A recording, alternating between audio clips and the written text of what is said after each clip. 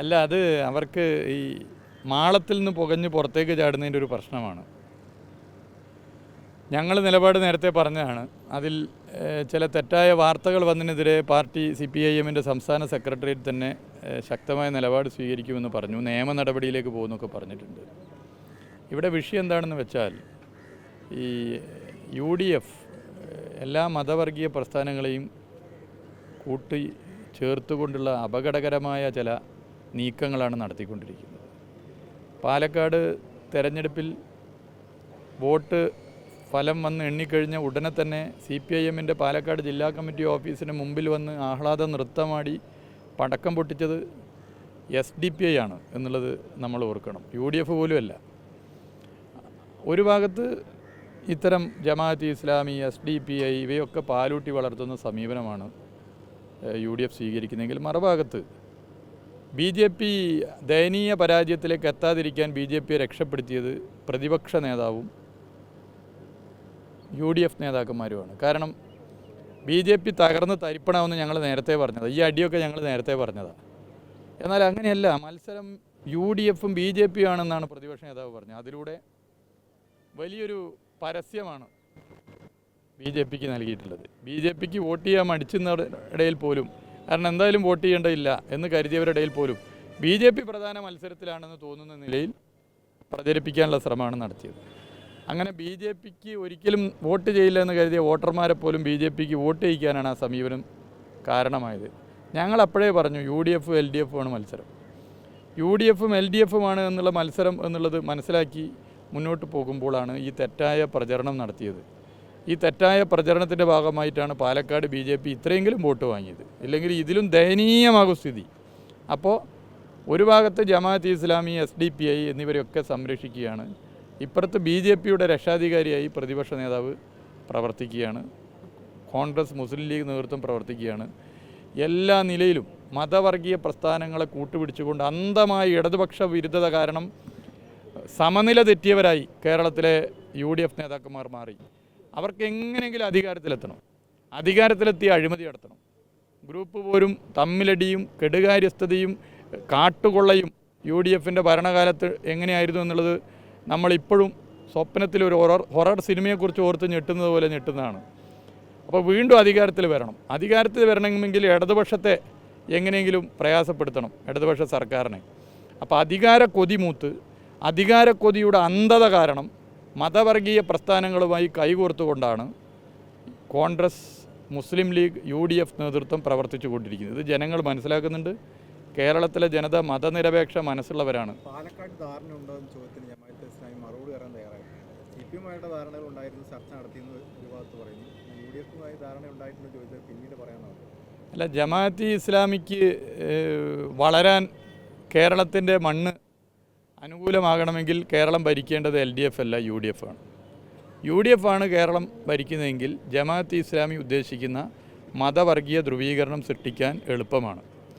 BJPയെ സംബന്ധിച്ചിടത്തോളം, അതുപോലെ തന്നെ ഭൂരിപക്ഷ വർഗീയത ഉയർത്തിപ്പിടിക്കുന്ന സംഘടനകളെ സംബന്ധിച്ചിടത്തോളം അവർക്കും കേരളത്തിൽ വളരാൻ സൗകര്യം UDF ഭരിക്കുമ്പോഴാണ്. ഇന്ന് കേരളത്തിൽ ഒരു മതവർഗീയ കലാപവും ഇല്ല. ഇന്ന് കേരളത്തിൽ മതസ്പർദ്ധ വളർത്തുന്ന എന്തെങ്കിലും നീക്കമുണ്ടെങ്കിൽ സർക്കാർ മുഖം നോക്കാതെ നിലപാടെടുക്കും. അങ്ങനെയുള്ള പ്രത്യേകത കേരളത്തിലുണ്ട്. അപ്പോൾ LDF സർക്കാർ ഭരിക്കുമ്പോൾ മതവർഗീയ പ്രസ്ഥാനങ്ങൾക്ക് അനുകൂലമായ സാഹചര്യമല്ല. അതുകൊണ്ട് അവരൊക്കെ ആഗ്രഹിക്കുന്നുണ്ട് അവരുടെ വളർച്ചയെ ബന്ധപ്പെട്ട് കേരളത്തിൽ UDF ഭരിക്കണമെന്നുള്ളതാണ്. അങ്ങനെയാകുമ്പോൾ സർക്കാർ കക്ഷി ചേരും, രണ്ട് വർഗീയതയും സർക്കാർ പാലൂട്ടി വളർത്തും, പ്രോത്സാഹിപ്പിക്കും. അതുകൊണ്ട് ഈ ഭരണം എങ്ങനെയെങ്കിലും താഴ്ത്തിറക്കി UDFൻ്റെ ഒരു ഭരണം വരണമെന്ന് ആഗ്രഹിക്കുന്നത് ഒരു ഭാഗത്ത് BJP ഉൾപ്പെടെയുള്ള മതവർഗീയ പ്രസ്ഥാനങ്ങൾ, SDPI, ജമാഅത്ത് ഇസ്ലാമി പോലുള്ള മതവർഗീയ പ്രസ്ഥാനങ്ങളാണ്. ഇരു മതവർഗീയവാദികളും UDF ഭരണം കേരളത്തിൽ ആഗ്രഹിക്കുന്നു. കാരണം അവർക്ക് വളരണമെങ്കിൽ UDF കേരളത്തിൽ ഭരിക്കണം. ഈ BJPയിൽ വലിയ തർക്കം നടക്കുകയാണ് പാലക്കാട് തോൽവിക്ക് പിന്നാലെ. BJPക്കെതിരെ അപവാദ പ്രചരണം നടത്തുന്ന ഒരു മാധ്യമ പ്രവർത്തകനെ വെറുതെ വിടില്ല എന്നാണ് സുരേന്ദ്രൻ ഇന്ന് പ്രതികരിച്ചത്. അതല്ലേ, ഒന്ന് BJPയിലെ ആഭ്യന്തര പ്രശ്നത്തിൽ കക്ഷി ചേരാൻ ഞങ്ങളില്ല. അത് രണ്ട് വ്യക്തികൾ തമ്മിലുള്ള പ്രശ്നമോ അല്ലെങ്കിൽ ഒരു കൂട്ടം വ്യക്തികൾ തമ്മിലുള്ള ഗ്രൂപ്പ് തല്ലിലോ കക്ഷി ചേർന്ന് അത് രൂക്ഷമാണെന്നോ അത് കുറവാണെന്നോ അല്ലെങ്കിൽ ഇന്ന ഗ്രൂപ്പ് നേതാവ് പറയുന്നത് ശരിയാണ്, ഇന്ന ഗ്രൂപ്പ് നേതാവ് പറയുന്നത് തെറ്റാണ് എന്നൊന്നും പറയാൻ ഞങ്ങളില്ല. അത് അവരുടെ ആഭ്യന്തര പ്രശ്നം. എന്നാൽ BJPക്കകത്ത് ആഭ്യന്തര പ്രശ്നം രൂക്ഷമാകുന്നതിന് പല കാരണമുണ്ട്. പല കാരണങ്ങളുണ്ട്. ബി ജെ പിക്ക് അകത്ത് ഇനി ഒരു ആഭ്യന്തര പ്രശ്നമില്ല. ബി ജെ പി ഒറ്റക്കെട്ടാണെങ്കിലും കേരളത്തിൽ ബി ജെ പിയുടെ വോട്ട് കുറയും. കാരണം എന്താ? കേന്ദ്ര സർക്കാർ കേരളത്തിന് നൽകേണ്ട ഫണ്ടൊന്നും നൽകുന്നില്ല. ചൂരൽമല ദുരന്തമുണ്ടായിട്ട് പോലും ഫണ്ട് ഇതുവരെ തരാൻ തയ്യാറായിട്ടില്ല. എത്രയെത്ര സംസ്ഥാനങ്ങൾ അതിനുശേഷം സഹായിച്ചു, കേരളത്തെ സഹായിക്കുന്നില്ല. ഇതിൻ്റെ ഭാഗമായി ബി ജെ പിക്ക് പരമ്പരാഗതമായി വോട്ട് ചെയ്ത വോട്ടർമാരിലുൾപ്പെടെ കടുത്ത പ്രശ്നങ്ങൾ ഉയർന്നു വരുന്നുണ്ട് എന്നുള്ളതൊരു വസ്തുതയാണ്. രണ്ടാമത്തെ നമ്മൾ കാണേണ്ട പ്രശ്നം, ബി ജെ പിക്കകത്ത് ഈ പ്രശ്നവുമായി ബന്ധപ്പെട്ട് മാധ്യമങ്ങളെ ഭീഷണിപ്പെടുത്തി എന്നുള്ളതാണ്.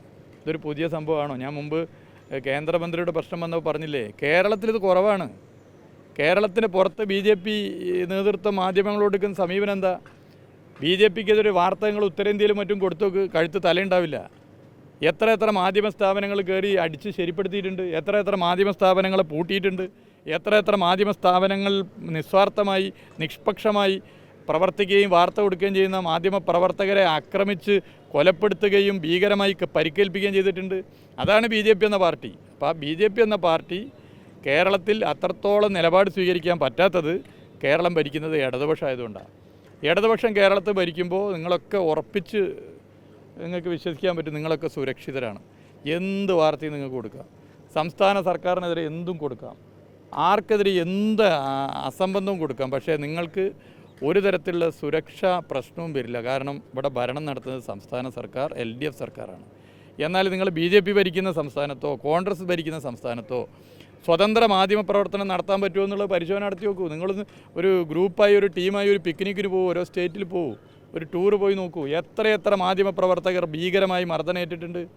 ഒരു വാർത്ത കൊടുക്കാൻ പറ്റുമോ? വാർത്ത കൊടുക്കാൻ പറ്റില്ല. വാർത്ത ബി ജെ പിക്കെതിരെ കൊടുത്താൽ, ഭരിക്കുന്ന പാർട്ടിക്കെതിരെ കൊടുത്താൽ ഭീകരമായി മർദ്ദിക്കും, പോലീസ് വേറെ നിലയിൽ കൈകാര്യം ചെയ്യും. ഇതൊക്കെയല്ലേ നടക്കുന്നത്. എത്ര പേരെ കൊലപ്പെടുത്തിയിട്ടുണ്ട്, എത്ര മാധ്യമ സ്ഥാപനങ്ങൾ പൂട്ടിയിട്ടുണ്ട്.